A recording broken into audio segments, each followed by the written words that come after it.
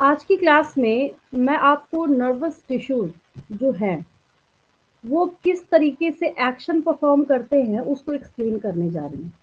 अब ये अगर देखा जाए, अगर आप इसको ऑब्जर्व और एनालाइज करते हैं तो काफ़ी अच्छा टॉपिक है। रीज़न क्या है इसका कि अगर आपके नर्वस टिश्यूज के बारे में हम बात करें तो बोलने का ये मतलब है साफ सीधा सा कि यहाँ पे हम न्यूरॉन के बारे में बात कर रहे हैं। किसके बारे में बात कर रहे हैं? न्यूरॉन के बारे में। अगर एक सेल है, आपके नर्वस सिस्टम की यूनिट क्या है? न्यूरॉन है। जैसे कोई आपसे पूछता है what is the unit of your body, तब आप वहाँ आंसर करते हैं सेल। ठीक है। ठीक उसी तरीके से टिश्यू का मतलब है एग्रीगेशन ऑफ सेल, मतलब एक जैसा काम करने वाले, एक जैसे दिखने वाले सारे सेल्स को जब हम एक साथ ऑर्गेनाइज कर देते हैं तब हम क्या कहते हैं? उसको टिश्यू।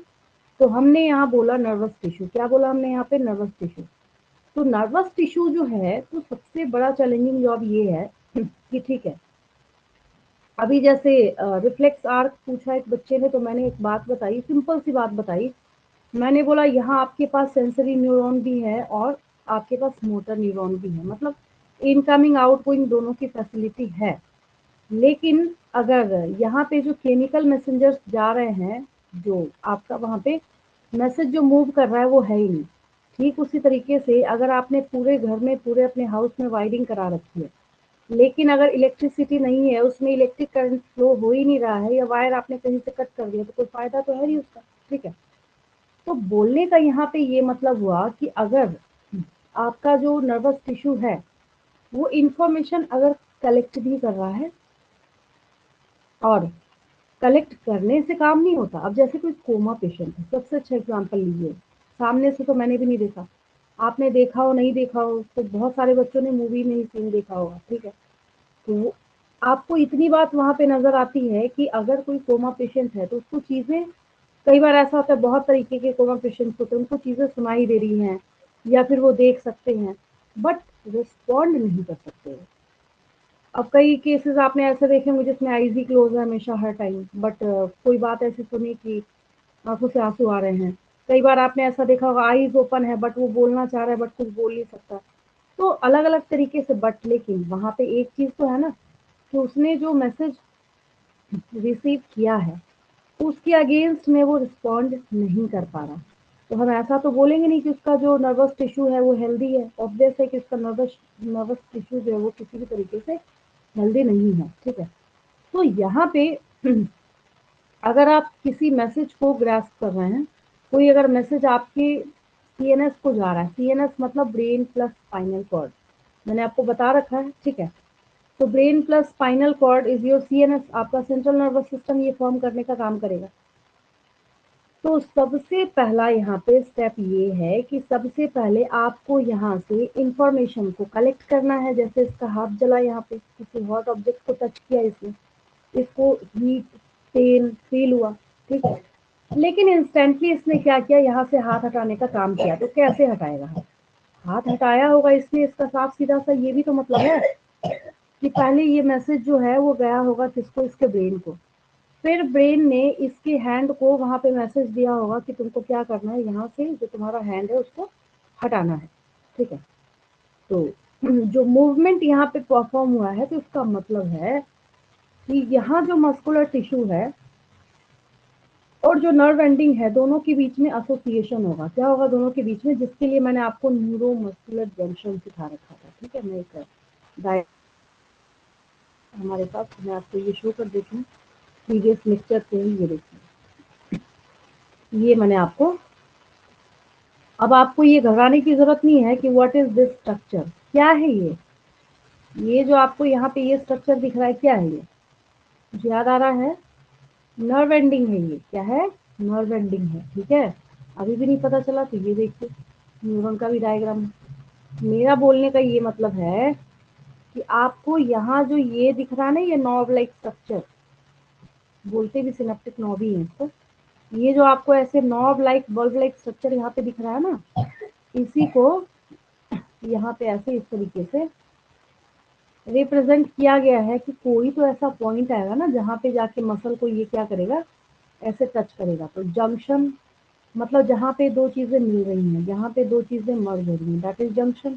ठीक है, तो ये बन गया आपका न्यूरोमस्कुलर जंक्शन। तो इसी के लिए मैं आपको एक टर्म बोल रही हूँ इसके एक्सप्लेनेशन में कि सबसे पहले जो न्यूरोमस्कुलर जंक्शन है उसके थ्रू होते हुए जो मैसेज है वो कहाँ जाएगा, आपके ब्रेन को जाएगा। फिर वापस वो ब्रेन जो है वो वाया मोटर न्यूरॉन क्या करेगा, मैसेज देगा इसी वापस मसल को, बोलेगा ठीक है तुम एक काम करो, तुम यहाँ से अपना हैंड जो है वो हटा लो। लेकिन ये इतना क्विक होता है और इतना फास्ट होता है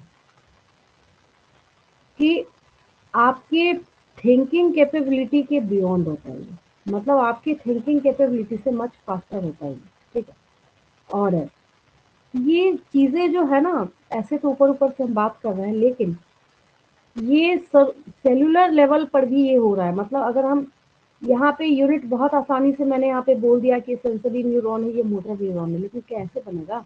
जब न्यूरॉन न्यूरॉन न्यूरॉन न्यूरॉन आप जोड़िएगा तभी तो वायरिंग बनेगी इसकी, है ना? जैसे मैंने आपको ये डायग्राम समझा रखा है।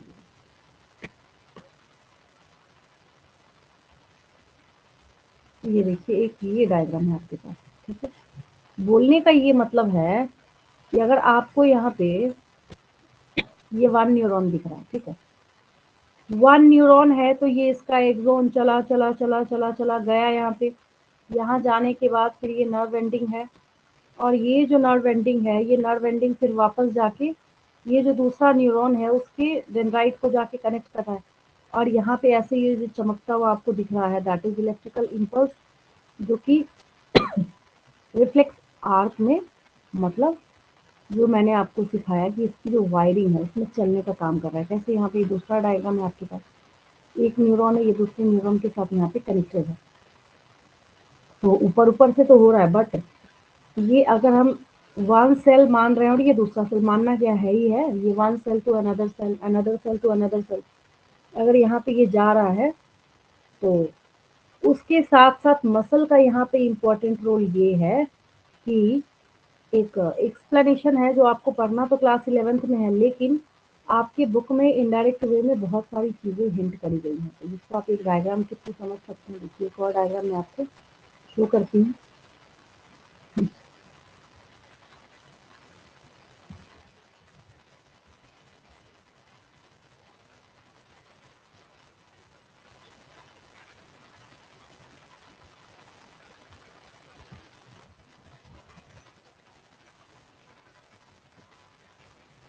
देखिए, एक स्टेटमेंट है, स्टेटमेंट ये है, आपके बुक को अगर आप देखेंगे, एनालाइज करेंगे तो आपके बुक में एक स्टेटमेंट लिखा हुआ है, specific protein help in muscle contraction. मतलब एक स्पेशल प्रोटीन है जो सारे रिस्पॉन्सेज में अपना बहुत इंपॉर्टेंट रोल प्ले करने का काम कर रहा है, और वो एक आपके जो मसल सेल है उसको एक प्रॉपर स्पेसिफिक शेप देता है, वो अपने आप को चेंज भी करता है, और चेंज करने के बाद फिर वो क्या करता है, अपने आप को रेगुलेट करेगा, और जो मस्कुलर एक्टिविटी है उसको भी रेगुलेट करने का काम करता है। जैसे एज फॉर एग्जांपल, अगर मैं अभी नोट करना स्टार्ट करूं और नोट करते करते मैं आपको ये बोलूं कि ये जो टॉपिक है इसको आपको क्या करना है, लिखना है, तो लिखने के लिए ये देखिए, तो आप लिखना स्टार्ट कर देंगे। तो अब एक छोटी सी एक्सप्लेनेशन है जिसको देने के बाद ना, अगर मैं लिखना स्टार्ट करूँ तुरंत आपको समझ आएगा। उसके बाद आप मेरे से क्वेश्चन ही पूछेंगे कि ऐसा मैम क्यों लिखा आपने। ठीक है, ये मैम मैम हाँ बोलेंगे। मैम एक बॉडी में कितने न्यूरॉन होते हैं? देखिए, न्यूरॉन के नंबर को जब आप देखते हैं तो मिलियंस में होते हैं। कितने होते हैं ये? मिलियंस में होते हैं। अब मिलियंस में है, और ये पर्सन टू पर्सन भी वेरी करेगा, और ये एज टू एज भी वेरी करेगा। एज टू एज कैसे वेरी करेगा? अगर आप चाइल्ड के अंदर देखना स्टार्ट कीजिएगा तो वहां पे क्या है, तो अलग होगा। अगर आप एडल्ट में देखना स्टार्ट करेंगे तो ये 86 बिलियन चला जाएगा। कितना चला जाएगा? 86 बिलियन। याद रहेगा?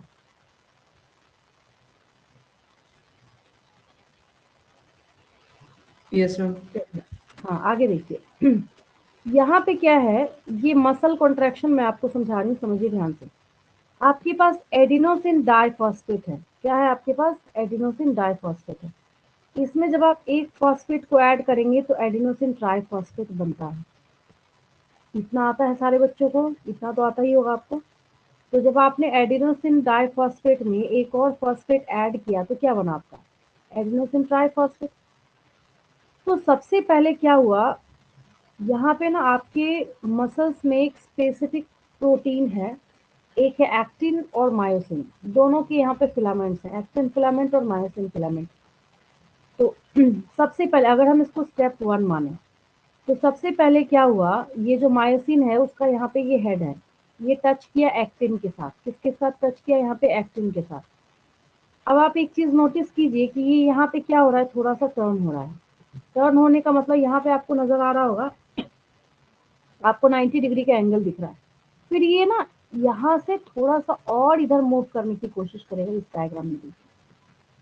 और जब यहाँ पे मूव करने की कोशिश करेगा तो क्या हुआ, इस एक्टिन फिलामेंट को यहाँ पे स्लाइड करके, कैसे आप किसी चीज को धक्का मार के पुश करके स्लाइड करते हैं, आप इसके पोजीशन को देखिए। पहले क्या है, यहाँ पे ये देखिए आमने सामने है, लेकिन इसमें देखिए ये क्या कर रहा है, यहाँ पे इतना पोर्शन आगे बढ़ गया है, इतना पार्ट क्या हो गया, यहाँ से आगे बढ़ गया है। ठीक है, तो यहाँ पे जब ये आगे मूव कर गया तो हो गया आपका मसल कॉन्ट्रैक्शन, यानी आपकी मसल को क्या काम करना है, यहाँ पे वो आगे की तरफ मूव कर गया।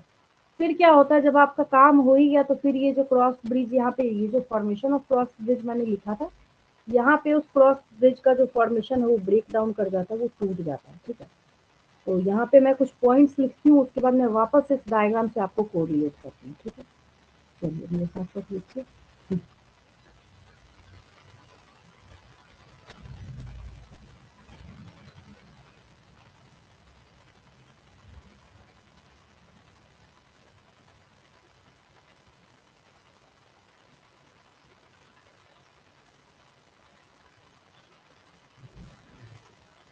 तो इसके रेगुलेशन में सबसे पहली चीज ये है कि यहाँ जब हम देखना स्टार्ट करते हैं तो सबसे पहले नर्वस सिस्टम, या सीएनएस लिख लीजिए सबसे अच्छा, सीएनएस। सीएनएस में क्या सिखाया मैंने आपको? Brain plus spinal cord, brain plus spinal cord receives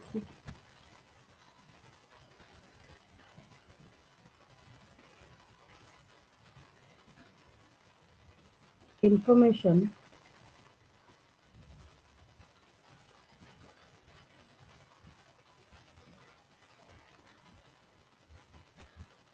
from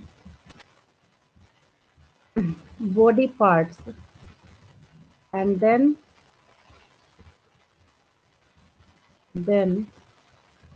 respond against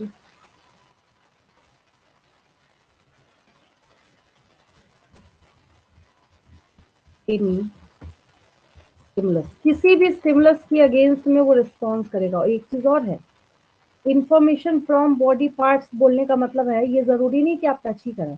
आप अभी बैठे हैं, पढ़ाई कर रहे हैं मेरे से, अगर आपको स्नेक दिखाएगा आपके सामने तो आप बैठ के पढ़ाई थोड़ी करेंगे, आप वहां से निकल लेंगे। तो बोलने का क्या मतलब हुआ कि जरूरी नहीं है कि वो टच ही हो, किसी भी तरीके का कोई भी स्टिमुलस, तो मैंने यहाँ पे अगेंस्ट एनी स्टिमुलस लिख दिया है। कोई भी स्टिमुलस आपका हो सकता है। स्टिमुलस क्या होता है? कोई भी एक्सटर्नल ऐसा फैक्टर जो कि आपके नर्वस सिस्टम को अगर कमांड जाता है तो उसके अगेंस्ट में आप कुछ ना कुछ रिएक्ट करते हैं, दैट इज स्टिमुलस। वो क्या हो जाएगा यहाँ पे? स्टिमुलस, स्टिमुलस हो जाता है। ठीक है, तो अब यहाँ पे अभी अभी मैंने आपको जो क्रॉस ब्रिज फॉर्मेशन शो किया था मसल कॉन्ट्रैक्शन के टाइम में, तो यहाँ पे आपका क्या छिपा हुआ है?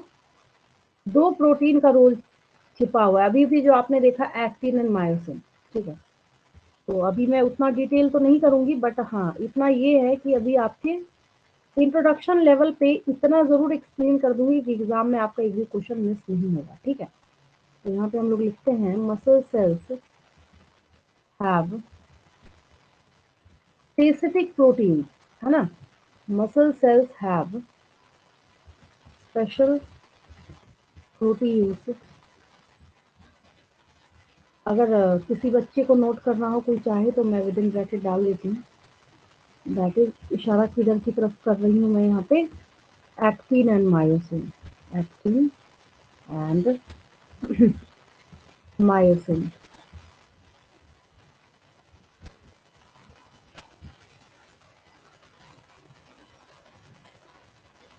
that change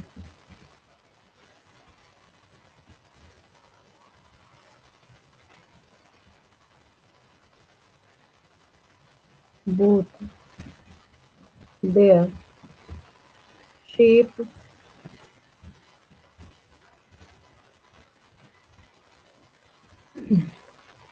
and their, अभी देखा आपने उसका अरेंजमेंट भी चेंज हो गया था, their arrangement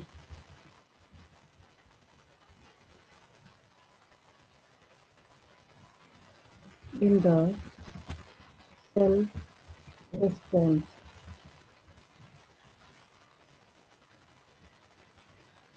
to nervous electrical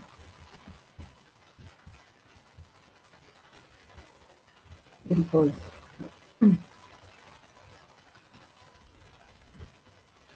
ठीक है, यहाँ पे अच्छा, अब आपको ये स्टेटमेंट समझ आ रहा है, वापस मैं आपको शो करती हूँ। मैं यही आपको बोल रही थी, एक बार इसको समझने के बाद जो मैं यहाँ नोट कर रही हूँ वो इजीली समझ आ जाएगा, है ना।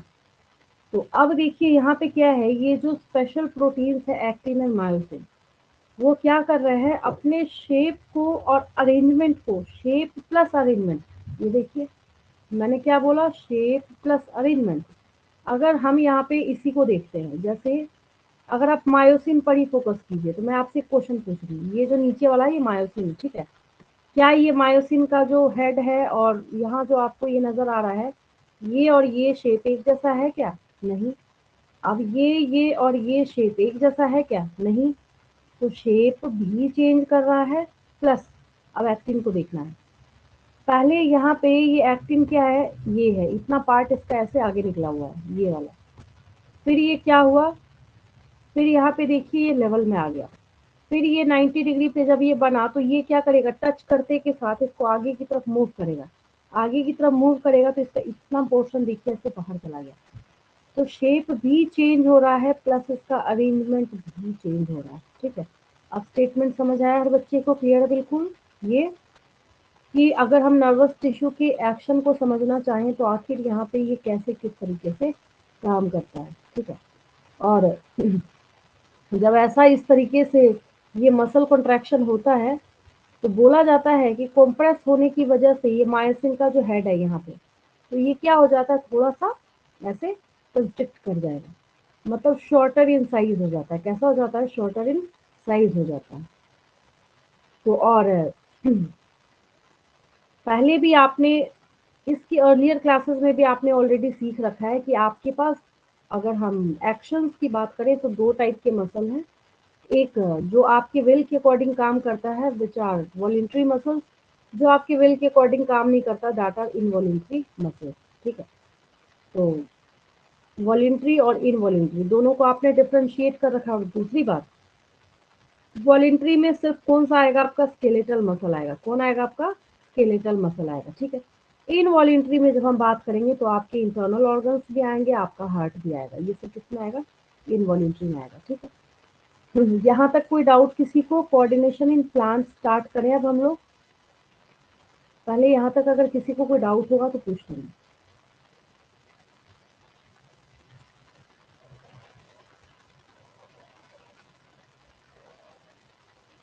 क्लियर है यहाँ तक?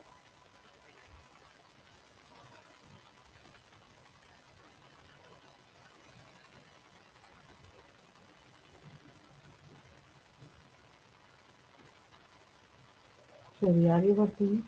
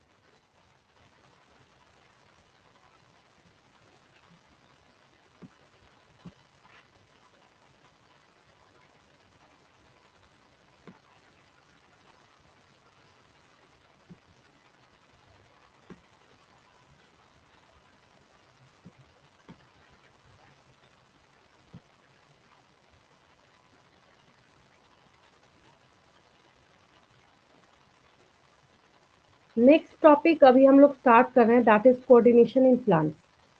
इस प्लांट को पहचान रहे हैं आप, जो दिख रहा है आपको, देखा है किसी बच्चे ने? Yes ma'am. कौन सा प्लांट है ये? Ma'am touch me not. ठीक है, वेरी गुड। क्या खासियत है इसकी? मैम जब हम इसको टच करते तो ये मतलब फोल्ड हो जाते हैं। ठीक है, वेरी गुड। तो इसको आप जैसे ही टच करेंगे इतना फास्ट रिस्पॉन्ड करेगा, तुरंत इसके जो लीव्स है वो फोल्ड हो जाएंगे और अंदर की तरफ मुड़ जाते हैं। ठीक है, मिमोसा प्यूडिका कहते हैं इसको, और कॉमन नेम हम लोग इसको छुई मुई कहते हैं हिंदी में, और इंग्लिश में हम लोग इसको टच मी नॉट प्लांट कहते हैं। ठीक है। सवाल ये उठता है कि जब हम 5 किंगडम्स को देखना स्टार्ट करते हैं, समझेंगे ध्यान से, आपके पास 5 किंगडम्स है, Monera, protista, fungi, Plantae, animalia. बचपन से बढ़ते आ रहा है, ठीक है, जब से बायो स्टार्ट हुई है तब से ये भी बढ़ते आ रहा है। तो आपके पास जो है Monera, protista, fungi, Plantae, animalia, तो एनिमेलिया में तो है नर्वस सिस्टम, बट प्लांट में दुनिया के किसी टीचर ने आज तक आपको नहीं सिखाया होगा कि इसके पास कोई नर्वस सिस्टम होता है। Why? Because organ system level of organization है ही नहीं इसके पास। याद आया? समझ आ रही मेरी बात? मैं क्या बोलना चाह रही हूँ? देखिए, मैं ये बोलना चाह रही हूँ, आपने अभी तक सीख रखा है कि अगर आप सेल को ऑर्गेनाइज करेंगे तो टिश्यू फॉर्म होगा, टिश्यू को ऑर्गेनाइज करेंगे तो ऑर्गन फॉर्म होगा, ऑर्गन को ऑर्गेनाइज करेंगे तो ऑर्गन सिस्टम फॉर्म होगा, और ऑर्गन सिस्टम को एक साथ ऐड करेंगे तो एक ऑर्गेनिज्म जाके फॉर्म होता है। अब सवाल ये उठता है कि किसके पास कौन सा लेवल ऑफ ऑर्गेनाइजेशन है। जैसे अगर आप बहुत प्रिमिटिव एनिमल्स वगैरह के बारे में डिस्कशन स्टार्ट करते हैं तो किसी के पास सेलुलर लेवल ऑफ ऑर्गेनाइजेशन होगा, किसी के पास टिश्यू लेवल होगा, किसी के पास ऑर्गन लेवल, किसी के पास ऑर्गन सिस्टम लेवल, तो सबके पास अलग अलग होता है। लेकिन जब प्लांट की बारी आती है ना, जब हम किंगडम प्लांटी पे आते हैं, तो किंगडम प्लांटी के पास सिर्फ ऑर्गन लेवल ऑफ ऑर्गेनाइजेशन लिख के हम फुल स्टॉप लगा देते हैं। वहाँ पे हम वहाँ पे organ system level of organization लिखते ही नहीं है। और आज के बाद से अगर कोई आपसे पूछता है तो आपको भी ऐसा ब्लंडर मिस्टेक तो बिल्कुल नहीं करना कि आप लिख देंगे कि हाँ भाई इसके पास भी organ system level of organization होता है, क्योंकि ऐसा होगा ही नहीं इसके पास। इसके पास नर्वस सिस्टम या मसल्स, दोनों में से कुछ भी नहीं है। ठीक है। तो सवाल ये उठता है कि करते कैसे हैं। तो सबसे पहला आंसर ये है कि प्लांट्स में सबसे इम्पोर्टेंट रोल प्ले जो करने वाला है वो हर जगह वाटर है। चाहे आपको डायरेक्टली समझना है चाहे इनडायरेक्टली समझना है, प्लांट्स के कोऑर्डिनेशन में जो अपना मोस्ट इम्पॉर्टेंट रोल प्ले करता है दैट इज वाटर। ठीक है। अभी अभी मैंने आपको बोला और आपने भी बताया कि हम इस प्लांट को टच करते हैं तो ये फोल्ड हो जाता है, फोल्ड अप हो जाएगा, ग्रुप जिसको कहते हैं हम लोग, ठीक है, अंदर की तरफ ऐसे सिमट जाएगा। ठीक है। तो बोलने का ये मतलब हुआ कि हम तो स्टिमुलस हो गए इसके लिए, लेकिन स्टिमुलस होने के बावजूद, मतलब हम अगर स्टिमुलस हैं तो organ system level of organization ना होने के बाद भी और नर्वस सिस्टम ना होने के बाद भी ये कैसे अपने आप को वहां पे क्या कर ले रहा है, फोल्ड अप कर ले रहा है अपनी लीव्स को। ठीक है।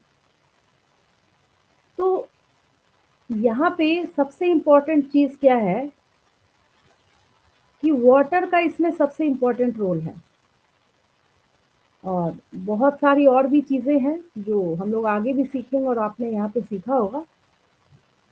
तो अगर कोई आपसे पूछता है कि जो मिमोसा प्यूडिका, ये जो टच मी नॉट प्लांट आपको दिख रहा है, तो आखिर अचानक से इसने आपके टच के साथ अपने लीफ को फोल्ड करना क्यों स्टार्ट कर दिया? क्योंकि टर्गर प्रेशर में डिफरेंस हुआ यहाँ पे। अब आप ऊपर जिस पार्ट वाले को आपने टच किया है वही वाले लीव्स फोल्ड होंगे, ऐसा नहीं कि आप ऊपर कर रहे हैं तो नीचे वाला भी लीफ फोल्ड हो जाएगा। ठीक है। लेकिन हाँ, एक चीज है, अब आपने इतना तो सीख ही रखा है एटलीस्ट।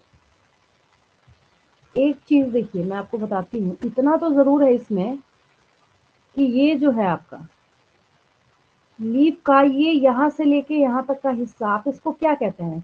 आंसर देगा कोई स्टूडेंट? क्या कहते हैं हम लोग इसको? अगर मान लीजिए कि मैं यहाँ पे ना एक कंप्लीट लीफ बना दूं, ये पूरा ही पत्ता बना दूं मैं यहाँ पे, तो मैं इसका नेम पूछ रही हूँ जो इस स्टेम से कनेक्ट कर रहा है, समझे? इसका नाम पूछ रही हूँ मैं, क्या नेम है इसका? ये इस पार्ट का क्या नेम है?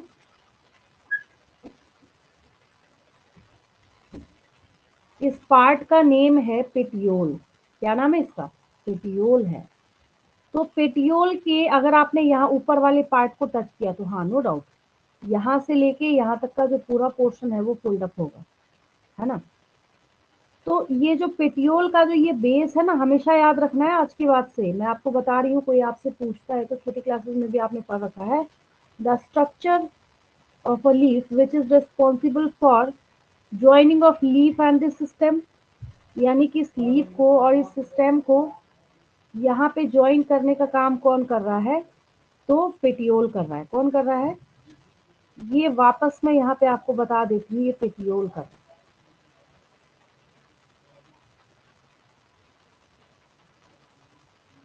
ये देखिए, ये क्या है? इसका पेटियोल है। क्या है ये? पेटियोल है, ठीक है।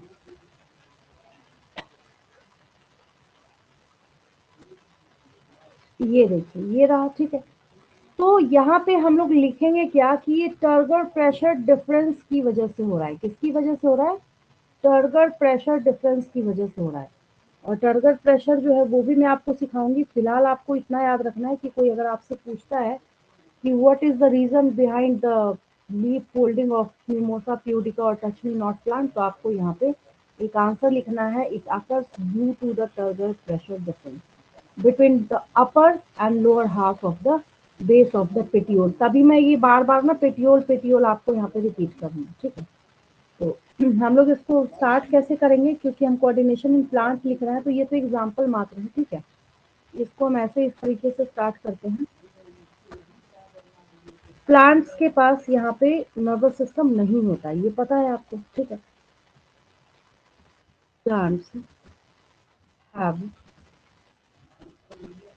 प्लांट्स हैव राधे गेट लगा दो बेटा।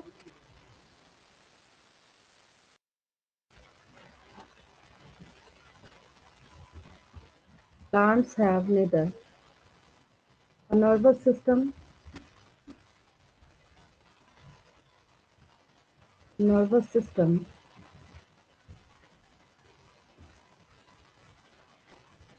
nor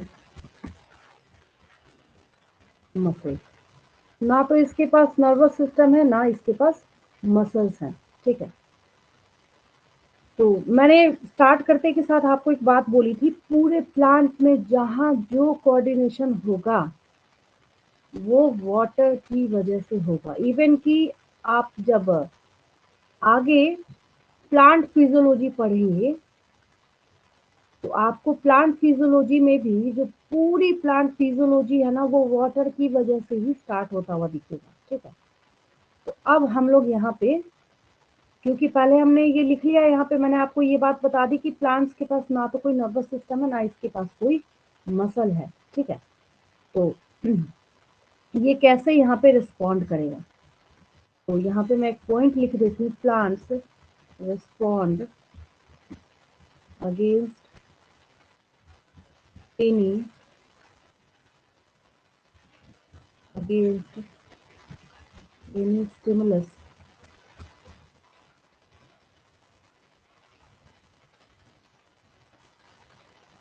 due to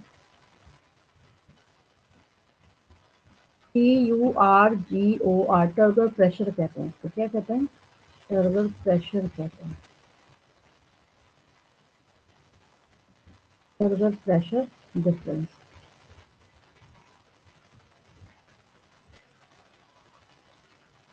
ठीक है, अब हम लोग यहाँ पे एग्जांपल लेते हैं। For example touch me not plant,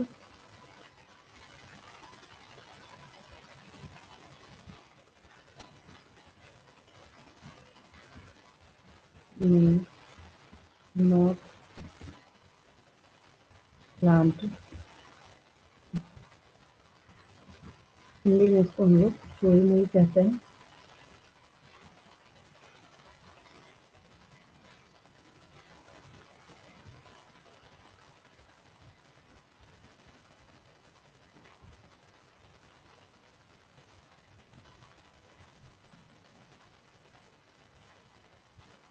मोटा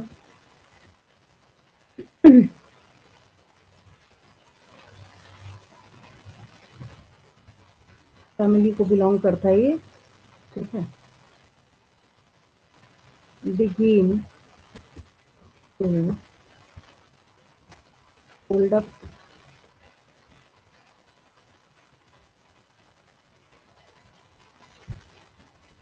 their leaves after touch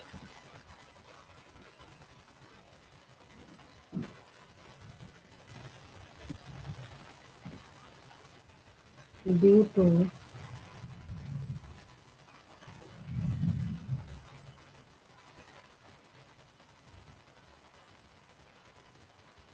the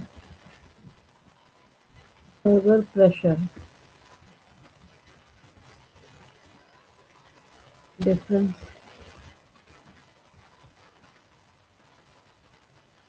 between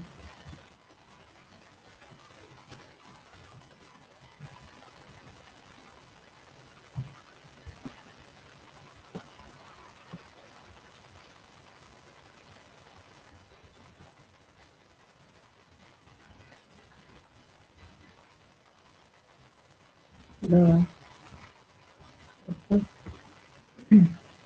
and lower halves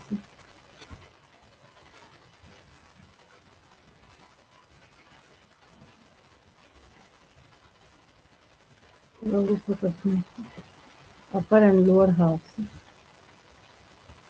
of the base of the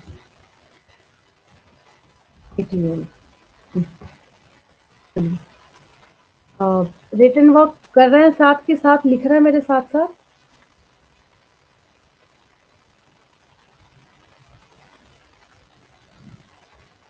हो गया यहाँ तक?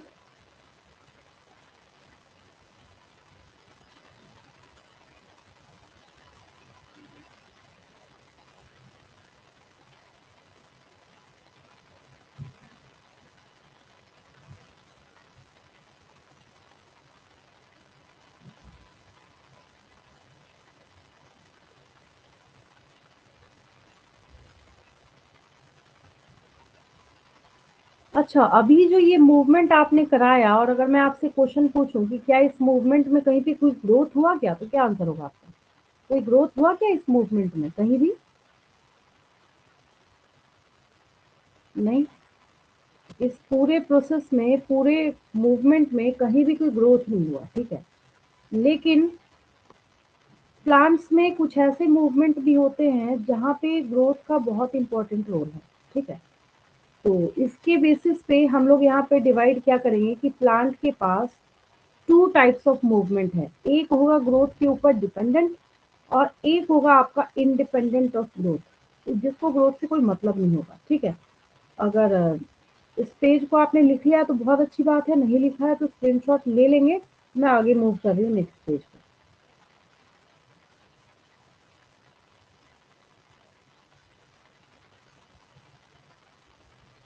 अब यहाँ पे जो प्लांट्स में मूवमेंट है उसके बारे में हम लोग लिख लेते हैं। Plants show 2 types of, 2 different types of, different types of movement। इसमें से फर्स्ट हो जाएगा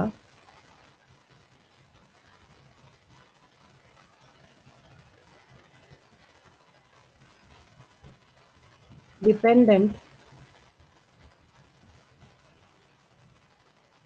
ऑन ग्रोथ, और दूसरा हो जाएगा यहाँ पे आपका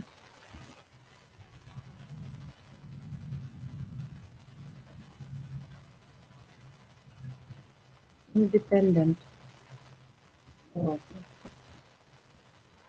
ग्रोथ। एक ग्रोथ पे डिपेंड करेगा और दूसरा अभी जो आपने टच मी नॉट प्लांट का एग्जांपल देखा है वो किसका एग्जांपल है? ग्रोथ डिपेंडेंट या ग्रोथ इंडिपेंडेंट, किसका एग्जांपल है वो?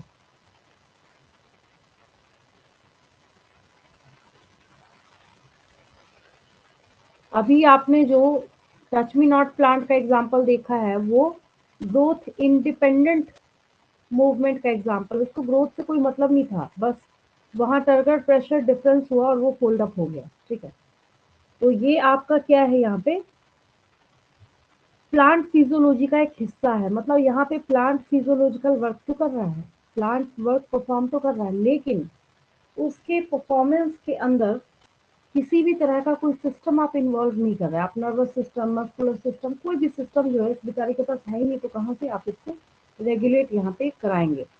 और अभी अभी जो आपने यहाँ पे देखा है जो सेंसिटिव प्लांट है, मतलब ये जो प्लांट आपने देखा टच मी नॉट प्लांट, तो यहाँ पे ना ये इमीडिएट रिस्पॉन्स दे रहा है, ये क्या कर रहा है, इमीडिएट रिस्पॉन्स दे रहा है। लेकिन अगर हम ग्रोथ वाले मूवमेंट को देखना स्टार्ट करेंगे तो ग्रोथ वाला जो मूवमेंट है यहाँ पे आपके पास, ग्रोथ वाला मूवमेंट कैसा होगा, स्लो होगा, ये इमीडिएट है, ये इमीडिएट का एग्जांपल आपने सीखा है। और आगे जाके आप मूवमेंट ड्यू टू ग्रोथ अगर आप देखना स्टार्ट करेंगे तो ये सब कैसे हैं, ये सब आपके स्लो प्रोसेसेस है। मतलब ऐसा नहीं कि आपने एक टच करा प्लांट को और आप बोले कि नहीं अब तो बस ये ग्रो ही हो जाएगा, 1 इंच ही बढ़ जाएगा, ये ऐसा नहीं होगा, क्योंकि जो ग्रोथ डिपेंडेंट प्रोसेस है वो स्लो होगा। और अभी अभी आपने जो ये ग्रोथ इंडिपेंडेंट का एग्जांपल आपने देखा इस प्लांट में, ये कैसा था, ये फास्ट प्रोसेस था, इमीडिएट रिस्पॉन्स दे रहा था ये, ठीक है। तो यहाँ पे ये इंफॉर्मेशन कंडक्शन कर तो रहा था, बट उसका तरीका कुछ और था।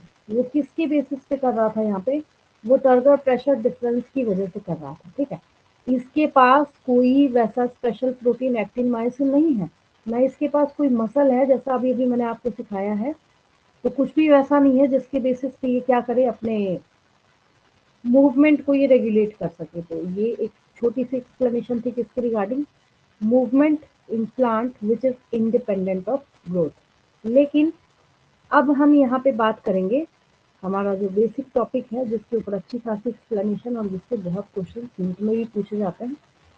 तो यहाँ पे अब हमारे पास आता है movement due to growth, due to growth क्या मतलब हुआ बोलने का? कई बार स्टूडेंट्स की यही क्वेरी होती है कि इसका मतलब क्या है मैम बोलने का, आप बोल रहे हैं कि ग्रोथ हो रहा है तो मूवमेंट हो रहा है, इसका मतलब क्या है? इसका मतलब मैं समझाती हूँ। अभी सपोज कीजिए कि आपने ना कुछ सालों पहले किसी ऐसे ट्री को देखा था, 5 years अगो, 8 साल पहले की बात करते हैं, जिसकी हाइट बिल्कुल आपकी हाइट के बराबर थी। लेकिन अब अगर 5 years के बाद आप वहां जाके देखेंगे ना तो उसकी ग्रोथ इतनी ज्यादा हो चुकी है कि वो आपसे 5 फीट और ऊपर चला गया, 5 फीट और ऊपर चला गया। तो उसने तो ग्रोथ किया, नो डाउट, लेकिन ग्रोथ तो तब किया ना जब मूवमेंट किया उसने। No doubt plants are immobile, मतलब मूव तो नहीं कर सकता वो, मोटाइल नहीं है, ठीक है, नॉन मोटाइल है, बट मूव तो कर रहा है ना, उसने मूवमेंट तो किया ना, किसकी वजह से, ग्रोथ की वजह से किया, ठीक है। अब जैसे हम लोग यहाँ पे देखते हैं टेंड्रिल्स, देखते हैं टेंड्रिल मतलब समझते हैं क्या होता है, देखिए ये होता है टेंड्रिल मतलब, आपको ना प्लांट्स में उसके क्लाइंबिंग के लिए स्प्रिंग लाइक स्ट्रक्चर दिखता है, जिसको हम लोग टेंड्रिल्स कहते हैं, क्या कहते हैं, टेंड्रिल्स कहते हैं।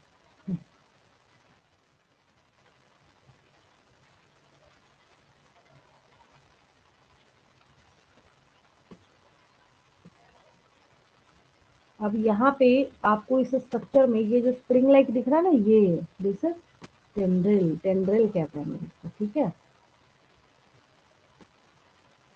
ये अब दिख रहा है, इतना जूम कर दिया मैंने, ये जो स्प्रिंग लाइक पार्ट है, स्प्रिंग लाइक स्ट्रक्चर है, दैट इज टेंड्रिल, टेंड्रिल कहलाता है ये, ठीक है।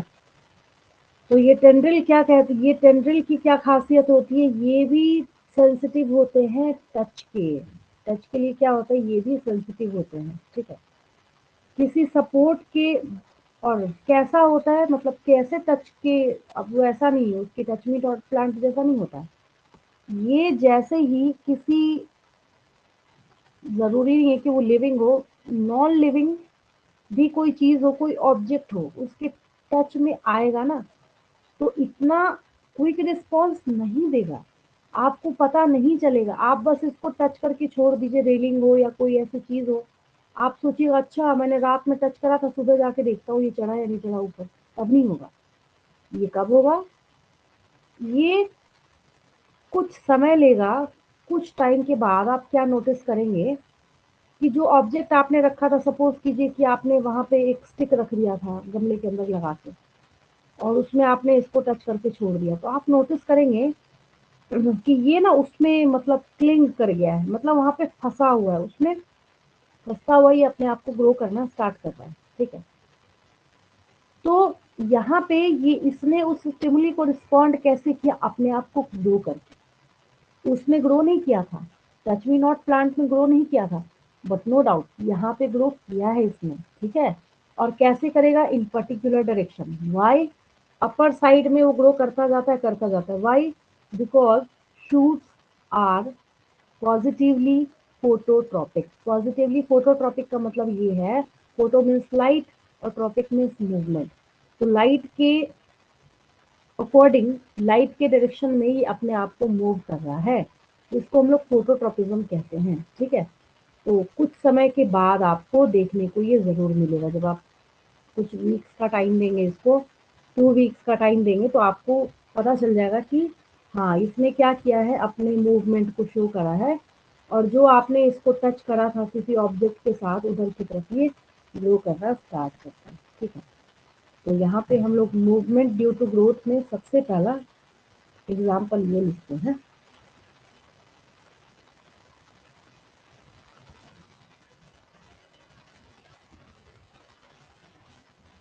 सम plants like tea plant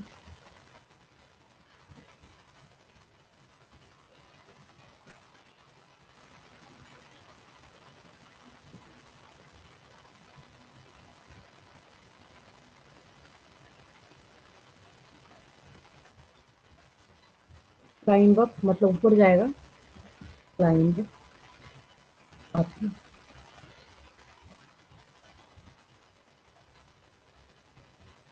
other plant, चाहे तो आप दूसरे प्लांट ही के ऊपर चढ़ा दें इसको, अदर प्लांट्स, और कोई सपोर्ट हो सकता है, और फेंसेज बाय मीन्स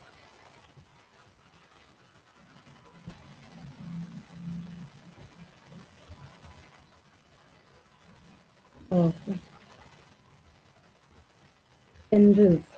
इसको जो स्प्रिंग जैसा आपको यहाँ पर नजर आ रहा है ना, इस टेंड्रिल, टेंड्रिल कहते हैं हम इसको, ठीक है। टेंड्रिल्स के हेल्प से यहाँ पे आगे की तरफ मूव करेगा, बहुत स्लोली, वेरी स्लो, ठीक है। these tendrils are sensitive to touch।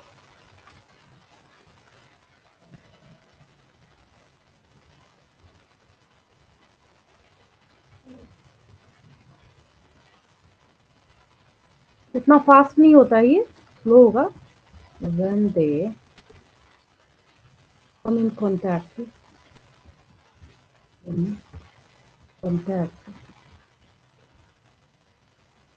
with any support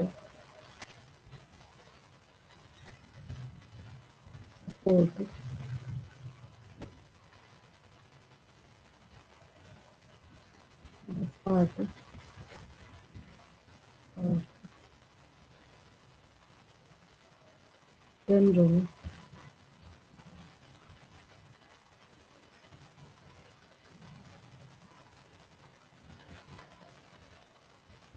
contact with the object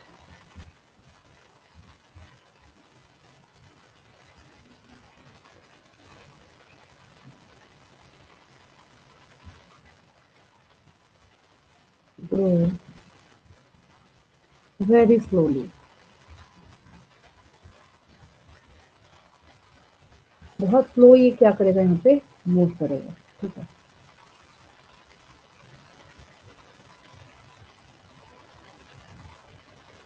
ठीक है, ये एग्जाम्पल है इसका। तो अगर इसका एक पर्टिकुलर डायरेक्शन भी हम चेक करना स्टार्ट करें, अगर पर्टिकुलर डायरेक्शन में होगा तो उसको हम लोग ट्रॉपिज्म कहते हैं। क्या कहते हैं? जो मूवमेंट है ना, ट्रॉपिज्म वर्ड यहाँ पे हम लोग किसके लिए इस्तेमाल करेंगे? मूवमेंट के लिए इस्तेमाल करेंगे, ट्रॉपिक वर्ड जो आता है यहाँ पे। ठीक है, अब अच्छा, एक और मैं आपको एग्जांपल देती हूँ यहाँ पे। ये तो आपने टेंड्रिल का एग्जांपल देखा है।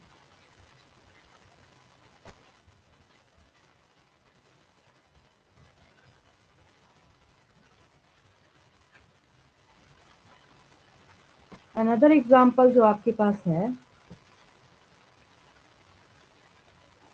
That is phototropism.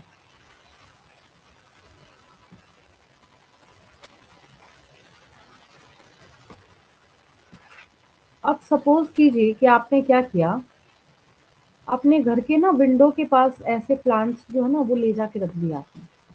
तो आप ना इसमें एक चीज नोटिस कर रहे हैं, नहीं नोटिस कर रहे हैं तो और भी इमेजेस हमारे पास समझने के लिए, कि इसका डायरेक्शन जो है ना इधर की तरफ बेंड कर रहा है सबका।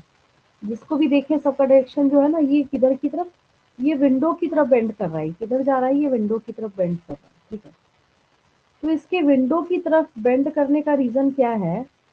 क्योंकि ये जितने भी प्लांट्स यहाँ पे अवेलेबल हैं, ये सारे के सारे प्लांट्स कैसे होते हैं? पॉजिटिवली फोटोट्रॉपिक होते हैं। कैसे होते हैं ये? पॉजिटिवली फोटोट्रॉपिक होते हैं। मतलब जिधर की साइड आप उसको लाइट अवेलेबल करेंगे, अपने आप ऑटोमेटिकली, हाँ, इसमें किस हार्मोन का रोल है अगर हम इसकी बात करें, इसमें यहाँ पे सबसे इम्पोर्टेंट रोल ऑक्सिन का है, जो कि आगे मैं आपको सिखाऊंगी। देखिए कितना क्रिस्टल क्लियर फोटोट्रॉपिज्म यहाँ पे आपको दिख रहा है, देखने को मिल रहा है। ठीक है, तो यहाँ हमें क्या कौन सी बात देखने को मिल रही है कि कैसा मूवमेंट कर रहा है ये? ट्रॉपिक, ट्रॉपिक मतलब मूवमेंट। तो फोटोट्रॉपिक है, ये लाइट के अकॉर्डिंग है। कैसे है ये? लाइट के अकॉर्डिंग सबका मूवमेंट एक ही डायरेक्शन में यहाँ पे, लेकिन किधर है, किस डायरेक्शन में है? जहां से आप इसको लाइट प्रोवाइड कर रहे हैं। ऐसा नहीं है कि आपने अगर राइट साइड से लाइट प्रोवाइड किया है तो लेफ्ट की तरफ मूव कर जाएगी। ठीक है, देखिए कितना मार्वलस एग्जांपल है, कितना बढ़िया एग्जांपल है। विंडो जहाँ पे अवेलेबल है, यहाँ पे इसका, इस प्लांट का जो पार्ट है ये ऑटोमेटिकली यहाँ पे मूव कर गया है। तो यही मैं आपको क्या सिखा रही हूँ तब से, फोटोट्रॉपिज्म। ठीक है, ये क्या है? फोटोट्रॉपिज्म है, मतलब मूवमेंट अकॉर्डिंग टू लाइट। इसका मतलब ये है कि इन्वायरमेंटल फैक्टर्स भी प्लांट के ग्रोथ को ट्रिगर करने का काम करते हैं। तो पहला फैक्टर हमने यहाँ पे क्या सीखा है? लाइट। तो यहाँ पे हम जो इंट्रोडक्शन तैयार कर रहे इतनी देर से वो ये है कि plant show tropism. Tropism means movement in response to stimuli. अब यहाँ पे स्टिमुली का काम कौन कर रहा है? तो लाइट कर रहा है। इस विंडो से लाइट आ रही है।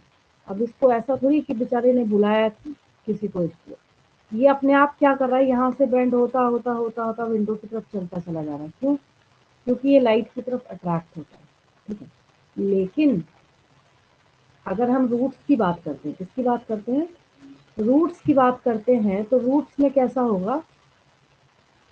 वहां पे जियोट्रॉपिज्म होता है। क्या होता है?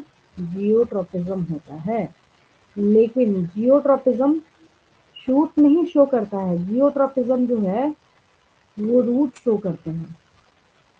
रूट्स में बहुत अच्छा जियोट्रॉपिज्म जो है वो देखने को मिलता है, जब भी मूव करेगा according to gravity.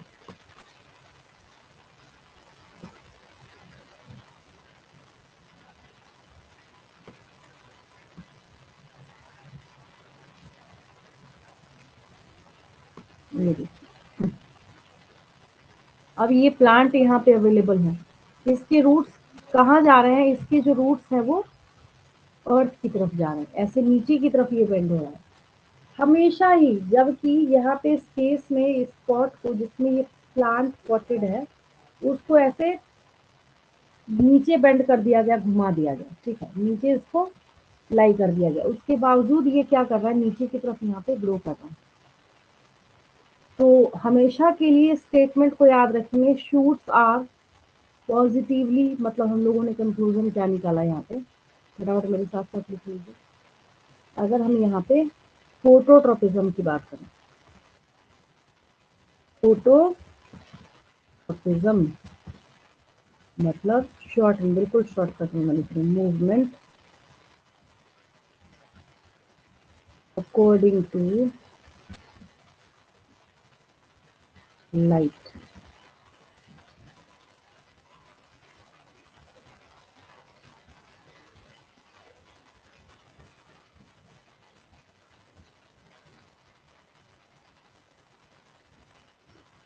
For example,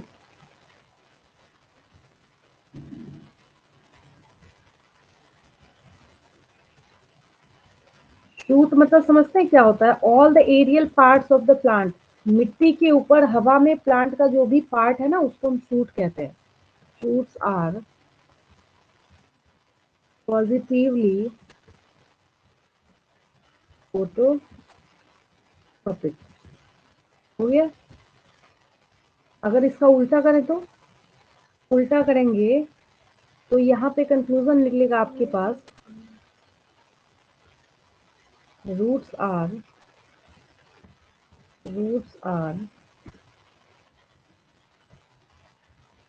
negatively phototropic, वो लाइट से दूर भागता है ये। अब देखिए यहाँ पे ना, ये मैंने फोटोट्रॉपिज्म लिखा है, ये मैंने किया इसको कॉपी, और इसको अब हम बनाएंगे जियोट्रॉपिज्म। क्या बनाएंगे हम लोग इसको, जियोट्रॉपिज्म बनाएंगे। देखिए मैंने यहाँ पे फोटो को हटाया, जियो मीन्स अर्थ होता है, GEO, movement according to gravity, ठीक है। यहाँ पे पहले मैंने शूट लिखा है, shoots are,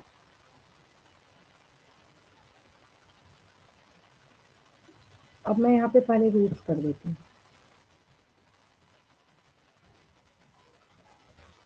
roots are positively geotropic,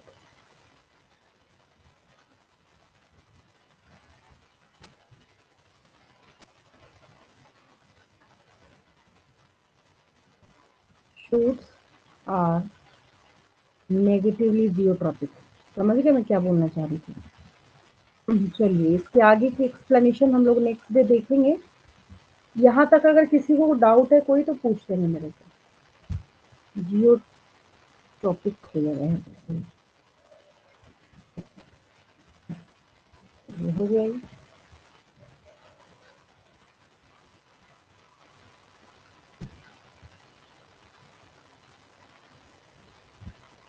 यहाँ तक कोई डाउट किसी को आज की क्लास में क्लियर है?